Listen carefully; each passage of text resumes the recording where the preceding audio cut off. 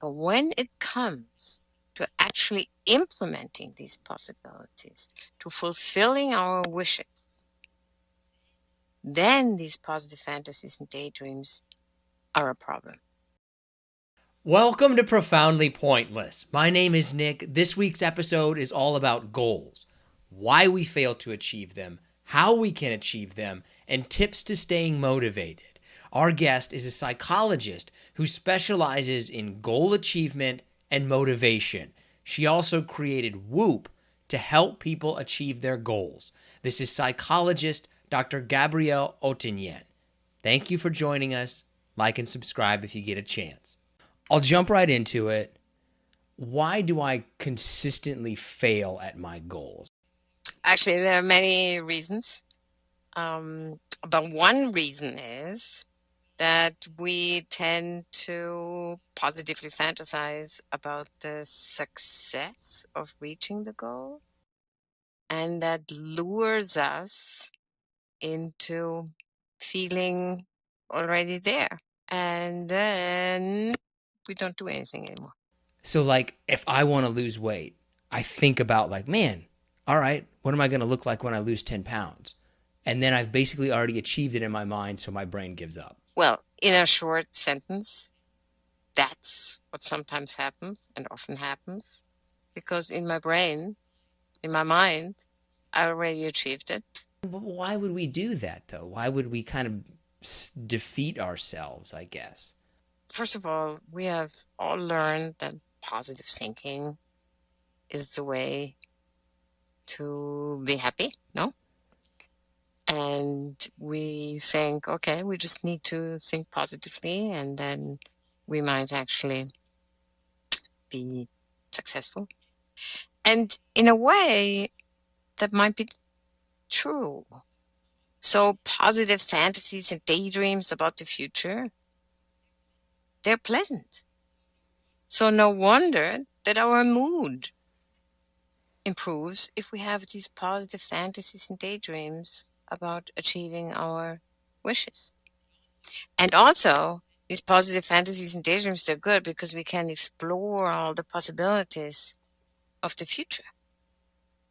But when it comes to actually implementing these possibilities, to fulfilling our wishes, then these positive fantasies and daydreams are a problem. So we find, for example, the more positively people enrolled in a weight reduction program fantasize about the success in the program, the less pounds they shed. Or take university graduates, the more positively they fantasized about an easy transition into work life. The fewer dollars they earned 2 years later and the fewer job offers they had gotten. Take students. The more positively they think and fantasize about doing well in school, the worse their grades. And even in interpersonal relationships. The more positively students fantasize about getting together with their crushee, with the person they have a crush on, the less likely it is that they actually get into a romantic relationship. Yeah, why is that? That's what we asked ourselves too when we got all these data. And what we found is that the people in the positive fantasy group who had been induced these positive fantasies about the future, that they actually felt already accomplished. They're already there in their mind. The fantasies are so strong and vivid that you already feel accomplished. And what happens then? You relax. So the blood pressure goes down and people report less energy for the wish fulfillment. And that then translates into actual less behavior, less effort, and less success. I feel like kind of exercise maybe not, at least in my mind, it's like the easiest one to kind of quantify, right? So let's say my dream is to lose weight. I work out 4 times a week. But then I start positively thinking about like, oh, I'm going to lose weight. Then suddenly, oh, I am losing weight in my mind. Now I'm working out 3 times a week. Now I'm working out 2 times a week. But can you still have those positive thoughts about it and still continue to do what you were doing to get there in the first place, right? Like, does thinking positively in and of itself automatically kind of like crush the dream, so to speak? Or can you think positively about it, but continue to do exactly what you were doing and then still move forward? That's exactly what we asked ourselves too. We said, why do we have these positive fantasies and daydreams? Maybe we only need to think negatively, everything is fine. But that's not the solution either, because these positive fantasies and daydreams, they are very important. Why are they important? Because, as we showed, they are an expression of our needs. They are an expression of what we don't have. So these wishes come in our mind as a sign that we don't have certain things. And that gives action the direction. So what do we do in order to show that these positive fantasies and daydreams are an expression of our needs? For example, we did a study where we invited people to come into the lab and we asked them not to drink any liquids 4 hours before the experiment. And then we fed them a lot of salty pretzels. So they were really, really thirsty. One group were kept thirsty. The other group were given a lot of really good fresh water so they could quench their thirst. And then we simply measured the positivity of their fantasies about the future. And surely the people who were thirsty had positive thoughts about going to the water fountain, drinking water, enjoying the water. The people in the control group who were not thirsty anymore, they didn't have these kinds of thoughts. They had thoughts, positive fantasies and daydreams about all sorts of things. And you can do the same study with psychological needs. So you deprive people of meaning. They suddenly positively fantasize about getting a more meaningful job. Or think about the pandemic. We deprive people of interpersonal relationships. They positively fantasize about getting together with their family and friends. So these positive fantasies and daydreams are very important. They are an expression of our needs. And therefore, as I said before, they give action the direction. So we cannot just sort of say, relinquish them. But the problem is that they sap our energy to actually realize these positive fantasies and dreams. Now, if they sap our energy, then the question is, and that's what we asked, what can you do so that the people with these positive fantasies get enough energy to follow through, to put in the effort, and to actually get to wish fulfillment? And then we reasoned, what do you need to do? You need to give them a healthy dose of reality. Meaning, you need to let them come up with the obstacle of reality that stands in the way of fulfilling your wishes and enjoying the wishes outcome. And by facing the obstacle, by looking the obstacle in the eye, you will understand what you need to do in order to surmount that obstacle. And that's important. You need to mentally contrast the positive desired future with the obstacle in myself that might stop me, that might impede that I really go and fulfill my wishes. And this mental contrasting is the way to get the energy to overcome that obstacle. And then you have an integrated solution. that you can only find if you really identify what is it that it is in you in the way. Is that an easier said than done thing for a lot of people though? So it takes mental effort, but it takes only 5 minutes of mental effort to actually switch from the positive fantasies to the obstacle of reality that is in my way. And that's what we kind of phrased for using it every day as wish. Identify a wish that is dear to my heart, but that is also feasible for me, but challenging. Outcome. Imagine the outcome. Then you imagine the outcome. You imagine the best in the future. And then instead of going ahead on indulging in the positive future, you switch gears and you say, actually, what is it in me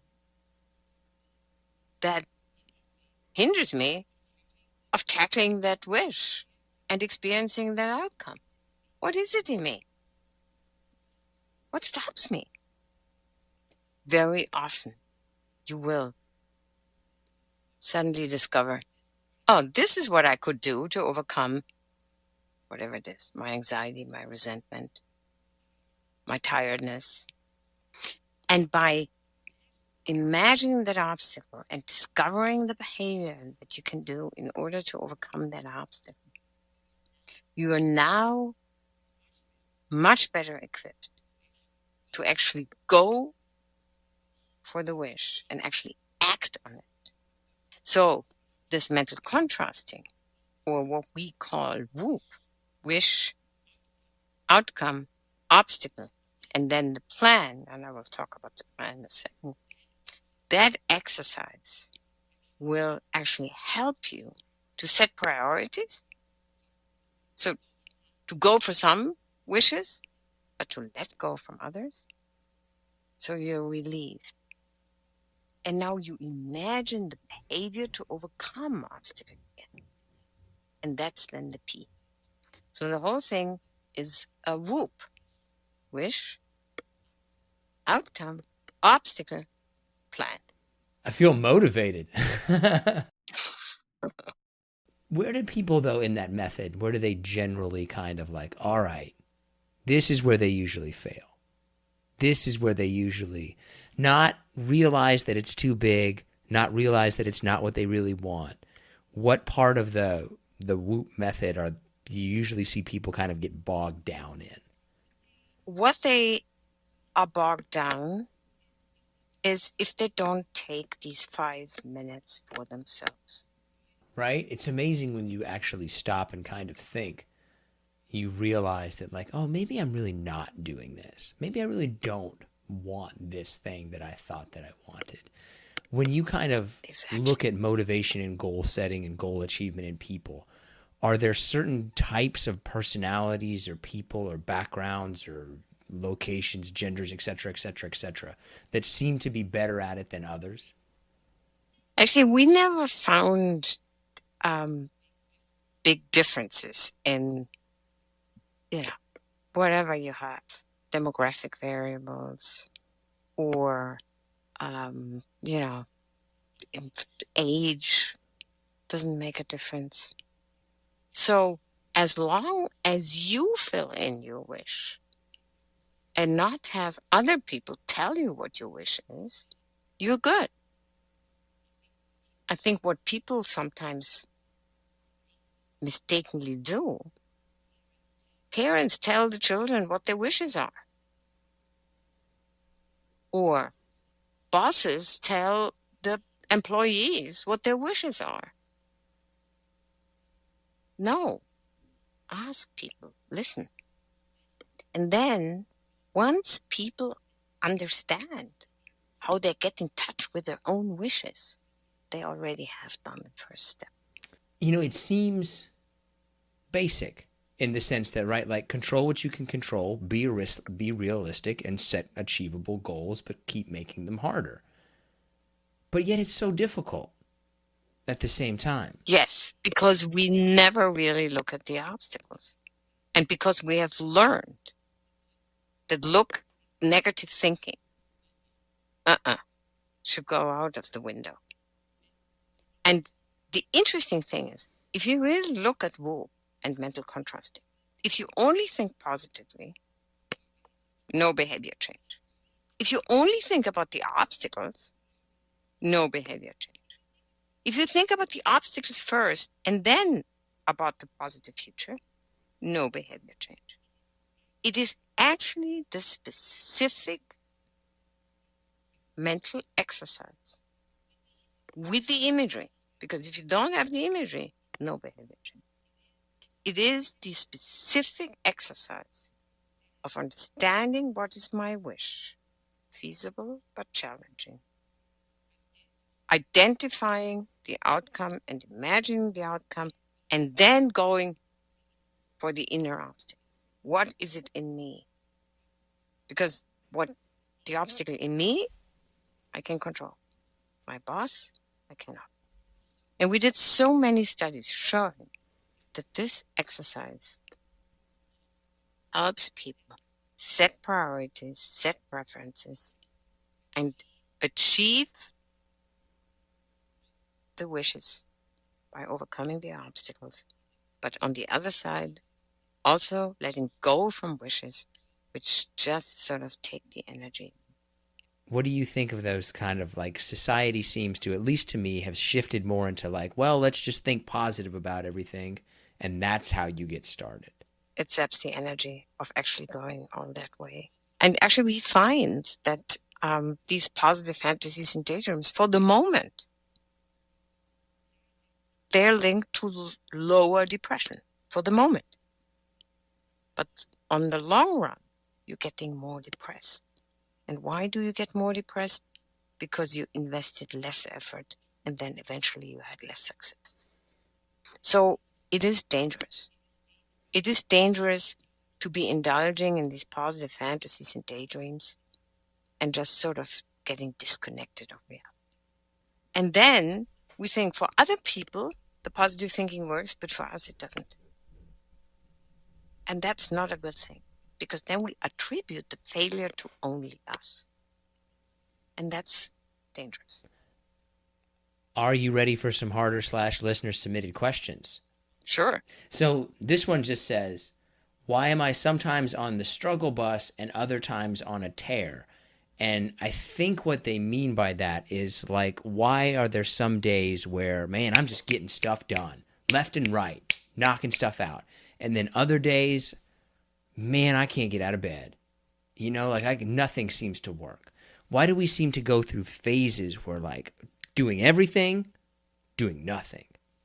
Sometimes reality is less bumpy than other times. That lies in the nature of just randomness.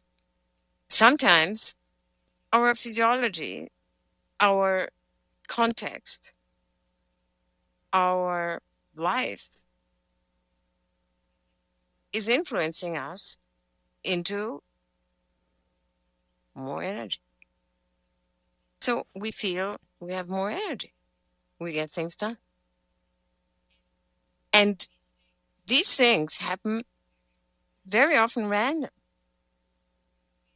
But we are certainly noticing when it's not getting good. We tend to notice that more. When things go really well, we think, we often take it for granted. When things go badly, we often say, oh. But what I would say to the people who sort of suffer from sometimes it doesn't go well, just do a WOOP for the day. Say, what do I really want? Okay, things didn't work out today. What do I want? When you look at kind of procrastination, right? Like what's usually the reason why people are procrastinating about something? Procrastination is one of the most interesting phenomena. It can be because they actually get benefits out of it. It can be anxiety. It can be that they have some beliefs that procrastination is linked to being super good when pressure builds up. It can be that people want to get into flow, because once you have real high pressure, you don't think anymore. So there are many, many reasons. And what WOOP does is it helps you to understand what you really want. Yeah, that's what I would be worried about, right? That you come to some dangerous, not dangerous, but like crushing self-discovery. Like, I've wasted my life or something like that, right? No, because it's not evaluative. When you understand what the obstacle is in the way, you accept the reality, but you will always have the possibility of acting within the reality. So it's not evaluative, and that's the reason why it is not crushing. So like when you kind of break down the statistics of how people approach things, who does what? Like what percentage of people hit the obstacle first? How does that all work? Right. Most people just go on indulging on the positive future. It's the most pleasant one. Some people go on the obstacles only. And some people start with the obstacle and then go to the future. And all these don't do anything in terms of behavior change. Now, if we look at who is doing spontaneous mental contrasting, it's only about between 10 and maybe 20-25%, depending on the study. And that's really interesting, because that means that we need to do interventions. We need to learn it. We need to learn it as a skill if we want to benefit from setting priorities and fulfilling our wishes.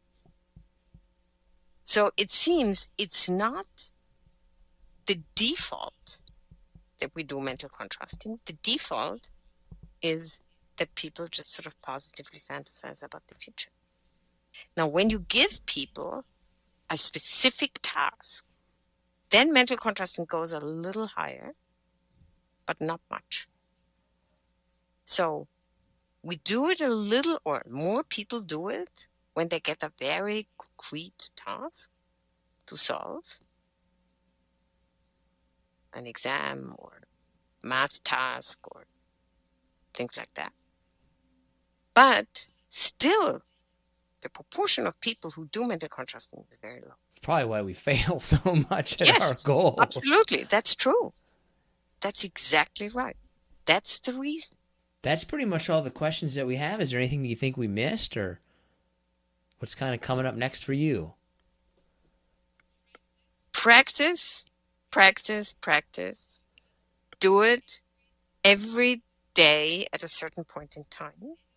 Then it will help you to really put the stress down, because by setting these priorities, you are much less loaded. You are much less kind of irritated and busy. And play with it, and always think it's not evaluative.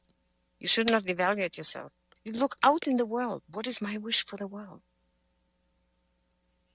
And that's fun. And enjoy whooping, because it's not only the process, the imagery process, which is a discovery tour, but the consequences too. And you will see, you will discover a lot of new things in your life. Are you a daydreamer? No. Not at all? Like when you start out a new project, or you say, I'm going to accomplish this, or you get a new opportunity, you don't daydream about possible success? No, I don't daydream at all, actually. I don't nap. I don't daydream. I don't do any of that. You know what I do during the day? I'm awake, and I get shit done. You're not entirely sure what daydream means, are you? Have no idea. I don't daydream either, though, now that I think about it. I think I don't daydream because I just don't stop long enough to think of things. That sounds really terrible to say out loud, but I think a lot of people don't really stop. How often would you say that you stop and think about what it is that you're actually doing and what you want to be doing? multiple times a day, but not during the day, if that makes sense. Kind of. Like when you're going through the motions of life, I'm not thinking about what I want life to be. I'm not thinking about becoming a boss. I'm just doing my life. Like I'm not stopping to think about those things until either I'm 6 edibles in, 12 beers in, or sleeping, something like that. Would you say that you have accomplished any of your life goals? Yeah, I'd say so. I mean, I'm finding myself reaching for other things, so I think I've achieved some goals.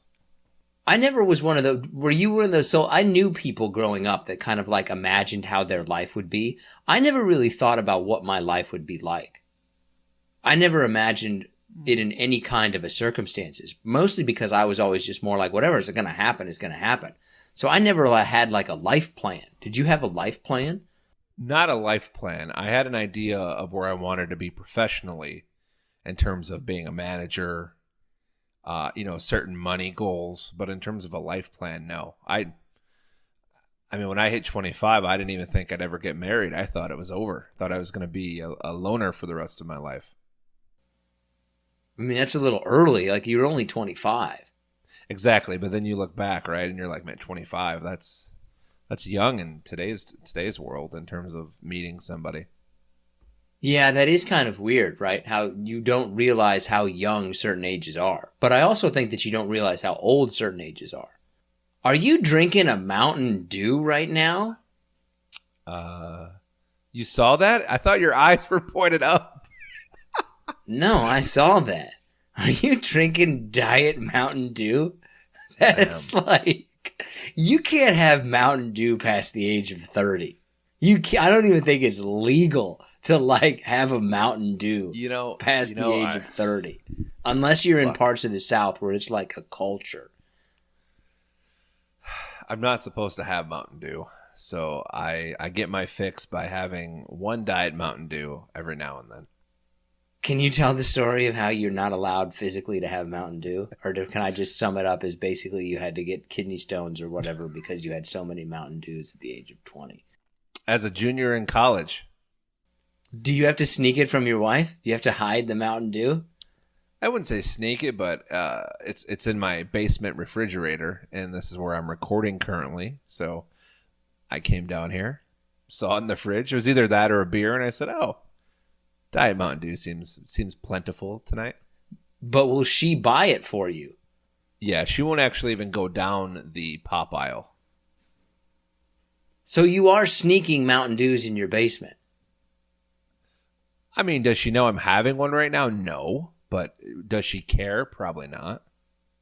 Well, if she's not buying it for you, I think that she cares. I think that you're living in denial right now. You're hiding Mountain Dews from your family. This is how it starts. This is how addiction begins. I've given myself kidney stones, not just one, kidney stones because of Mountain Dew. I think or alcohol, or a combination of both. I'm not really entirely sure, but it's good. It's my favorite pop by far. Okay. All right. Well, let's move on before you get caught. Thank you. All right, let's give some shout outs, shall we? Some outs. We'll start with Connor Nunichuk, or Ninichuk. I think it's Ninichuk. Austin Stewart, Chris Cowan, John Ryan, Jerry Pitts, Larry Mellon, John Lindley, Marissa Machado, some nice alliteration, Bradley Wilburn, and I'm going to end on a name that I saw and I realized I actually like this first name, and it's Stetson Morris. I like Stetson. You can't have a lot of them, but you can have some Stetsons. Right? Every once in a while, a Stetson's not going to be a bad name, but you don't want to have a lot of Stetsons. I have a shout out. Shout out to Ben from Wales. I posted something on Instagram about this amazing pancake that I make. Pancake. I don't know why I said it like that, but I make this amazing pancake. I'm glad you brought this up. Go ahead and give a shout out to Ben, and then I'm going to ruin it. No, why would you ruin Ben's shout out? Ben liked the pancake. He said, that looks like a good pancake. I like the show. And I said, thanks, Ben. It is a good pancake. We talked a little bit about pancake recipes. Seems to be a fellow pancake brother. And he lives in Wales. Do you know where Wales is? Absolutely. Where? Part of the United Kingdom. Okay, but where in the United Kingdom, right? Because I know of Wales. I know Wales is part of the United Kingdom, but I don't actually entirely know where it is. It gets lost in the Scotland, Ireland. Like, which one of those is actually Wales? That I'm not entirely sure. Well, I believe it's north, obviously. I think it's more or less connected to Scotland. I guess that's a good point. I'm not entirely sure geographically within the UK where it is. Oh, it's basically never eat shredded wheat. West of England, in between Ireland and England. That's where Wales is. So is it its own country? How old Wales are is you? a country. Never eat shredded wheat. What the? Never Yes, I eat knew- shredded wheat. North, south, east, west. Never eat shredded wheat. That's how I learned it. How did you learn it? Yeah. I just learned cardinal directions the way they were meant to be learned. Oh, please. I guarantee you can't point out which way north is right now. Sure, I can. It Which doesn't way? matter because, I wouldn't be able to tell. I mean, you could essentially Yeah. point any direction. yeah. I mean, I know of Wales because of soccer. So Oh, okay. I believe there's also a princess of Wales, but can never remember exactly who that is. Anyway, shout out to Ben from Wales. Let us know more about Wales. I got a couple of bangers for you. All right. Say you have a snow day, and this is because we just had a snow day. What kind of snow day person are you? Are you going to go out and enjoy it? Or are you going to stay in and just, do nothing all day? Are you going to go out, build a fort, have a snowball fight? Or are you just going to stay in and stay out of the cold and hang out with your family? I'm going to go outside. Fuck yeah, First thing you I'm are. doing, going outside. That's not even a question. So I say this because we just had about a week and a half ago, I don't know, 6 or 7, 8 inches of snow, which I know isn't a lot to a lot of people in some places. But to hear that's a pretty significant snowfall at one time. I think I was the only person out in my neighborhood for a good 12 hours that I saw. Yeah, but does anybody else in the neighborhood have kids? Like, it'd be Yeah. kind of weird if you're like an Yeah. adult without children just hanging out there like... I don't think you can, like, as an adult, I don't think you can just go sledding by yourself at the local sled hill. Like, you're going to look pretty creepy, right? Like, you just can't go to a playground and start playing around on the monkey bars as an adult. People are going to give you... the cops are going to probably make an appearance. I wonder what the most awkward, like non-intentional place you could be to get the cops called on you as an adult. Like probably like what, at a Chuck E. Cheese or somewhere in the ball pit? Yeah, you definitely can't do that.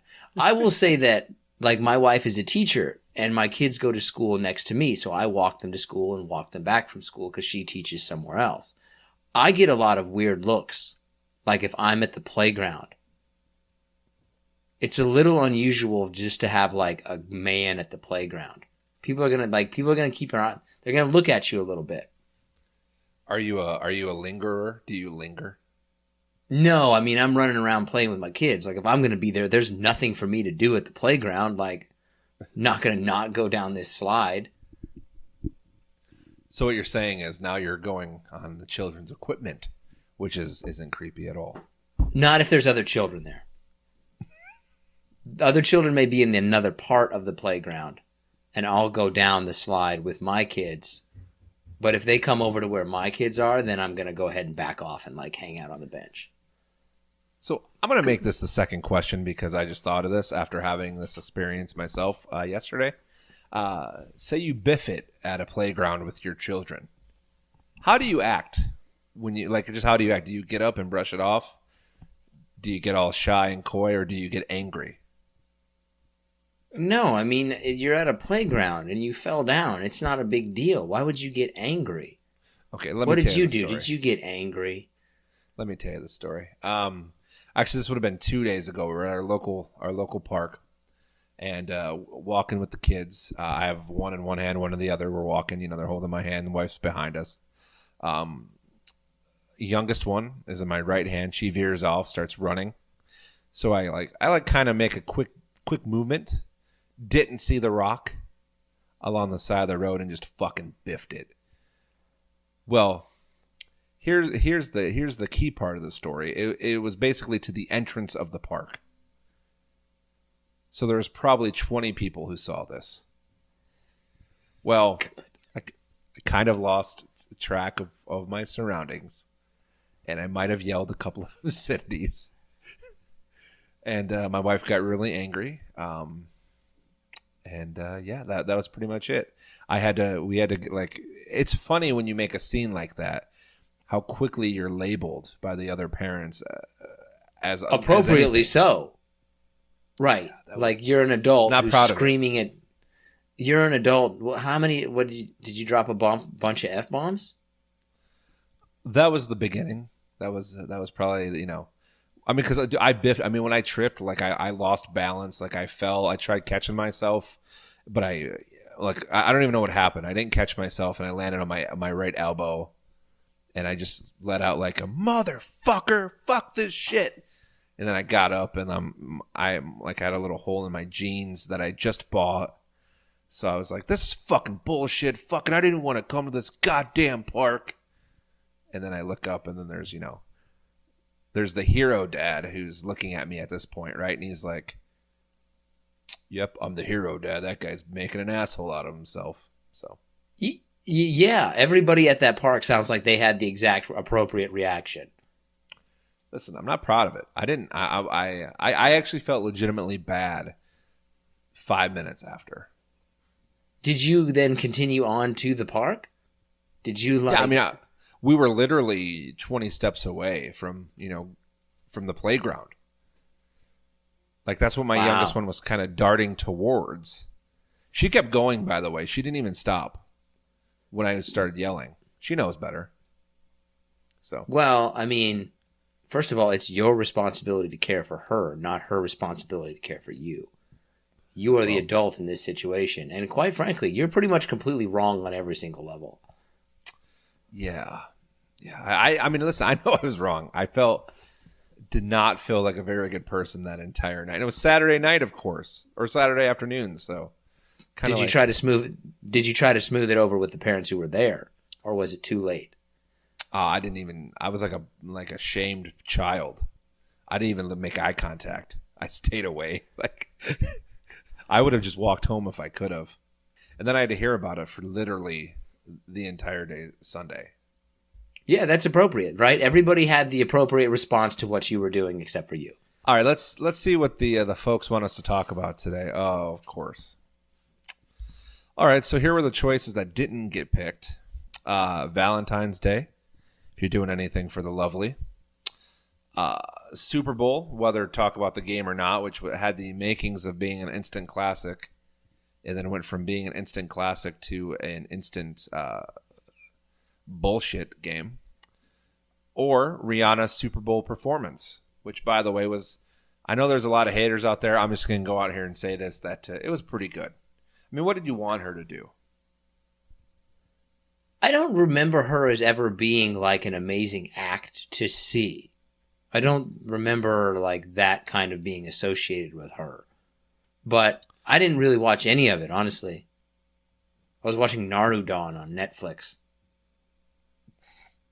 Okay. Pretty good show.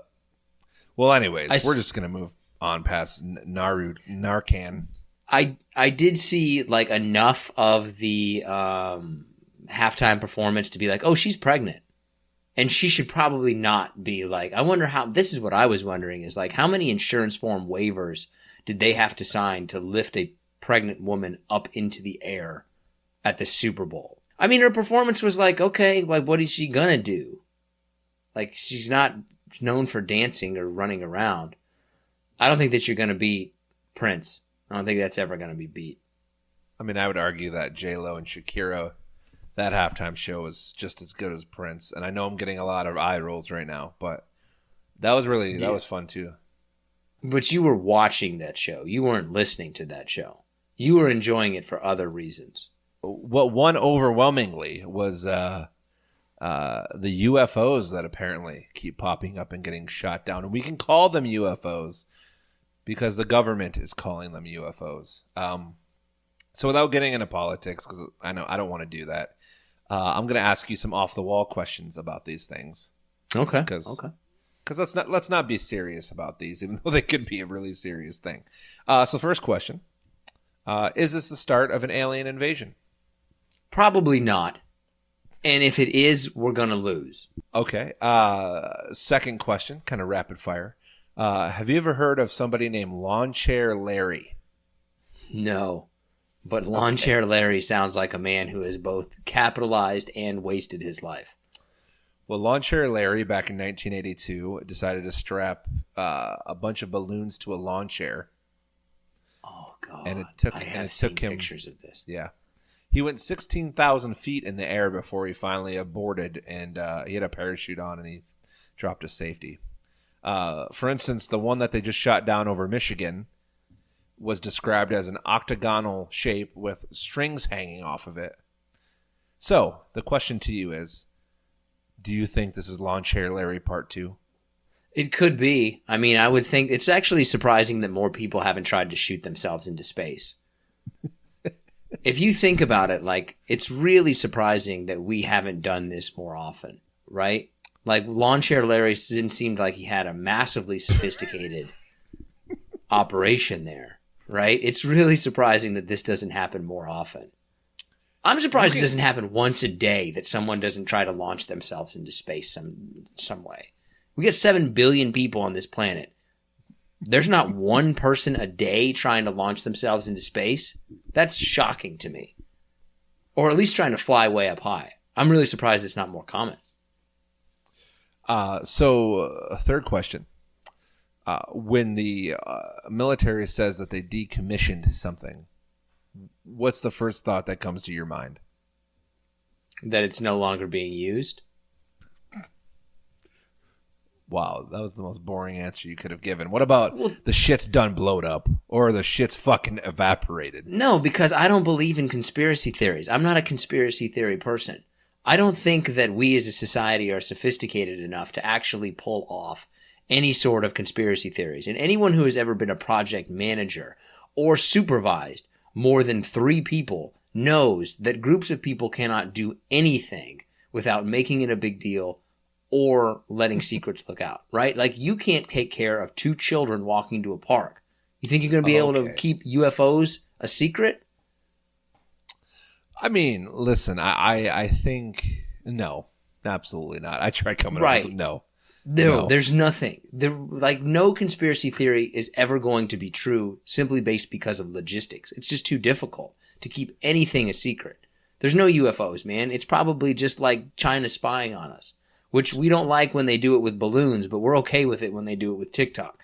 So which is fascinating to me, right? I had somebody tell me today, that it's not China spying on us, because why the fuck would they send gigantic balloons over here when they just tap into our iPhones?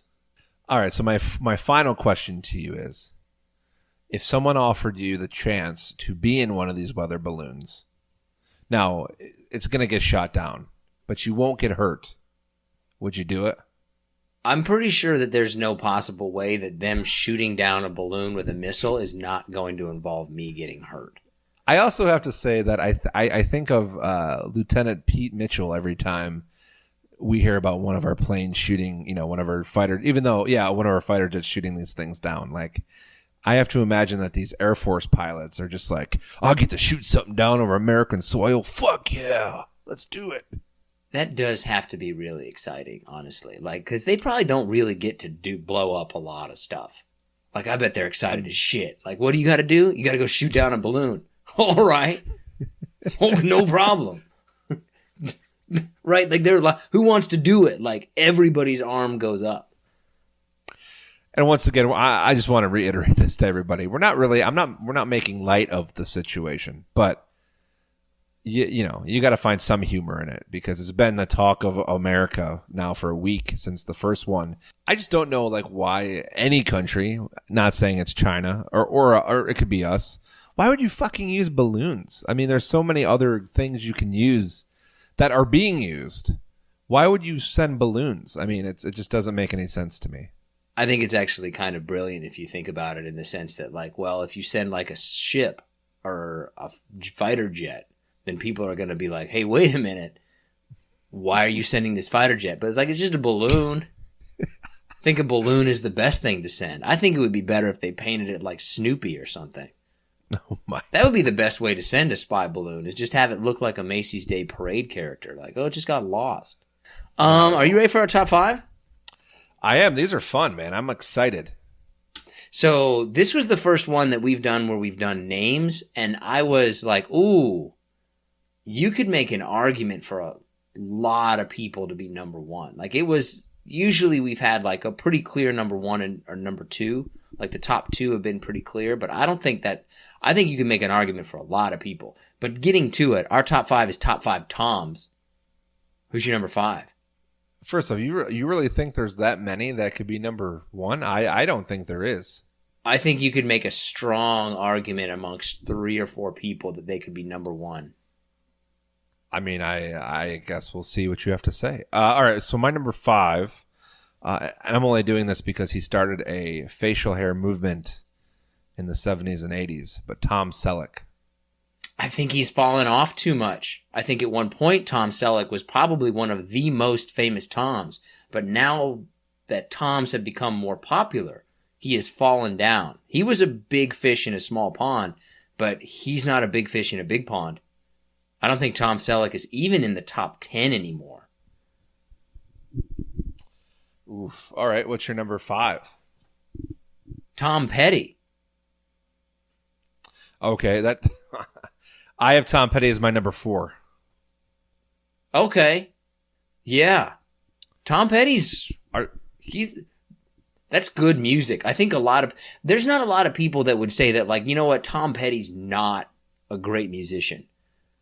Especially people who have been around a long time. Like a lot of acts that have been around a long time or were around a long time. Like Rolling Stones, people might say, like, it's really not that great. Grateful Dead, people might not like it. But pretty much everybody has a Tom Petty song that they like.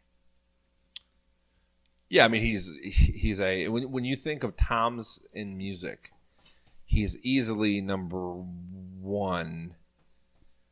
I hesitate because there's another one that's close, but he's definitely in the top 2, no questions asked. He's the only other one I know other than Tom Jones. And then you can get down there and like Tom Morello, who I think he was Rage Against the Machine. But he's not a Tom Petty. Who's the other Tom that you would have musically that would be in the list? Tom Jones. Yeah. Tom Jones. And then, Tom Morello is, if we're doing musicians, he's in the top 5. Obviously Toms, but he doesn't make my my top 5 Toms of all time list. My number 4 is Tom Hardy. I hope you're not going where I think you're going with this. I don't think Tom Hardy has enough years yet to be considered one of the greatest Toms of all time. I would say that about like Tom Hiddleston or Tom Holland, Loki and Spider-Man. But I wouldn't say that about Tom Hardy. Tom Hardy's been around for a long time. I think he's the probably the third most famous movie Tom is Tom Hardy. And then I think if you're talking about just movie Toms, I think Tom Hiddleston and Tom Holland are both behind him. I think Tom Hiddleston might be ahead of Tom Holland. Well, man, I don't know. I think I just think of all 3 of them, Hiddleston, Holland, and Hardy. They could just be one person to me. Like they're kind of. I know they're different actors, but in terms of what they popularity level, that's kind of where I think they're just all kind of just one right now. I would agree with that, but I would say that Tom Hardy is just a little bit above those other 2. Is it just because of Batman, or his character in Batman? No, it's because the other ones really are synonymous with one character. Like when you think of Tom Holland, it's basically Spider-Man and not really that many others. And Tom Hiddleston is basically Loki, and he's done some other movies, but you can't name what they are. Whereas Tom Hardy, you can be like, all right, you can name 4 or 5 things that he's been in, where I don't think you can do that with the other Toms of that level. All right, so my number 3. So this is where it gets extremely tough. Now that I'm actually thinking about the 3 of these Toms, they're all interchangeable. But just to be completely different than who I think your number 1 is, I'm going to put Tom Hanks as my number 3. That's ridiculous. He's 2 at the very least. At the very least, Tom Hanks is number 2. Very least. I just want to put this disclaimer out there. He's not a 3. These 3 Toms in my top 3 could easily be number 1, but to be completely different than you, I'm putting Tom Hanks as my number 3.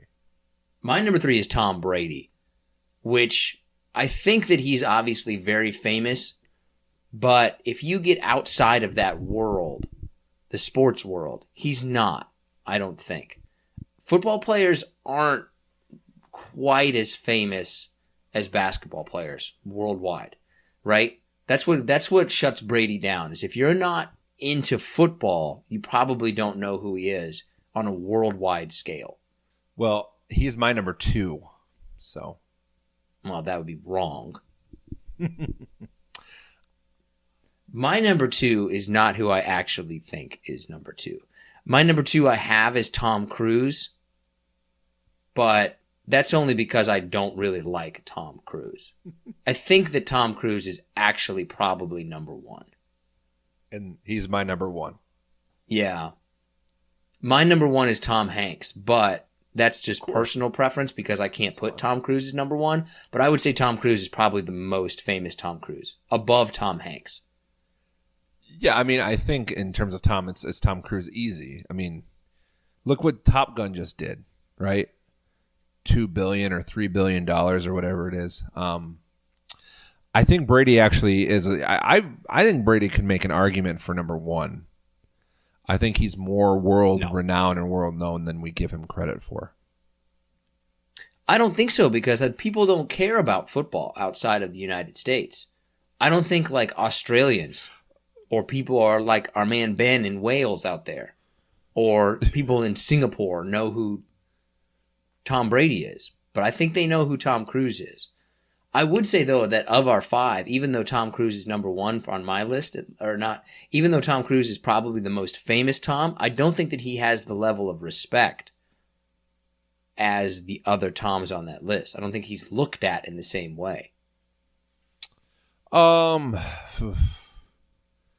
think Tom Hanks is a better actor. Tom Brady's more accomplished in his field. I mean, I would argue to say that Tom Cruise is a bigger worldwide star than The Rock.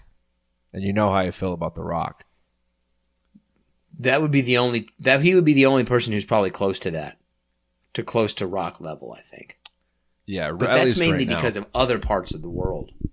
Not necessarily because within the United States. I don't think Tom Cruise is actually that famous anymore or well regarded in the United States as he is in other places. We're kind of done with him here.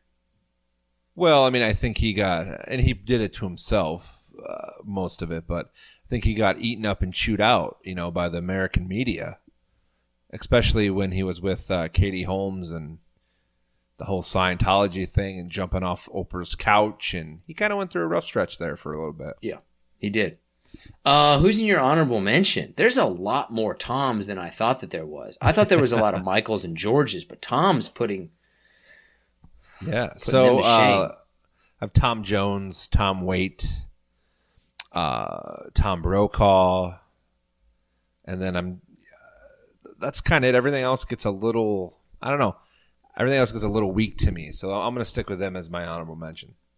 The only other Tom that I could think of that maybe you could make a little bit for an argument, I'm not saying that he would be in the top 5, I don't think he'd be in the top 10, but I think is pretty famous that you might overlook is Tom Clancy. Ooh, Wasn't even thinking of Tom Clancy. Right. Yeah, Tom Clancy's famous. But he's also somebody, though, that I don't actually even know what he looks like.